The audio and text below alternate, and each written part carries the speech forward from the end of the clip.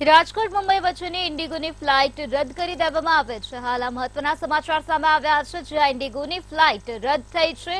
મુંબઈથી આવતી ફ્લાઇટ ન આવતા ફ્લાઇટ રદ થઈ।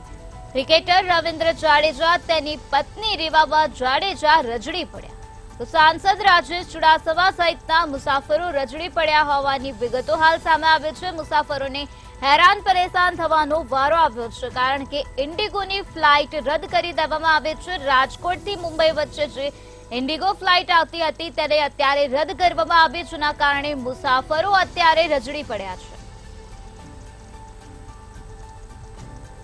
મુંબઈથી આવતી ફ્લાઇટ ન આવતા ફ્લાઇટને રદ કરવામાં આવી, જેના કારણે મુસાફરોને હેરાન પરેશાન થવાનો વારો આવ્યો। તો બીજી તરફ ક્રિકેટર રવિન્દ્ર જાડેજા અને તેની પત્ની રીવાબા જાડેજા પણ રજડી પડ્યા છે। તો આ સાથે જ સાંસદ રાજેશ ચુડાસમા સહિતના મુસાફરો રજડી પડ્યા।